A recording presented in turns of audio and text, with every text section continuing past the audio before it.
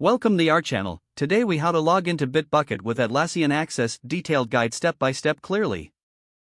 To begin logging into Bitbucket with Atlassian Access, open your web browser. Navigate to the Bitbucket login page at bitbucket.org. Once on the login page, look for the option to log in with Atlassian Access. Click on the Log in with Atlassian button.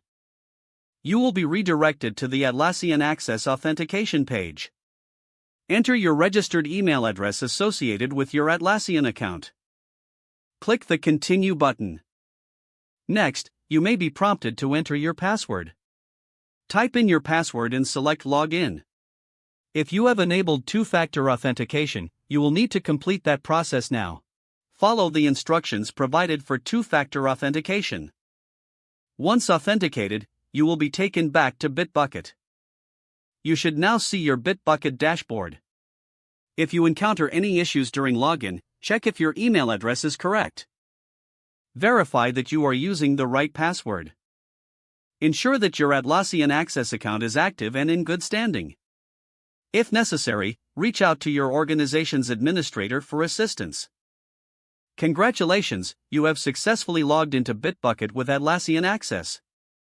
If the page does not load, refresh the browser or try again in a private or incognito window.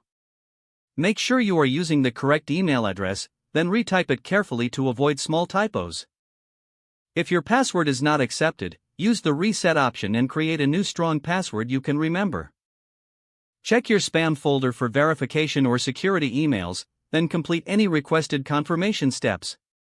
Enable two-factor authentication if available to improve account security and reduce unauthorized access risk. After signing in, review your profile details so your contact information and settings are accurate and current. If you see an error message, note it down and try again after restarting your device and internet connection.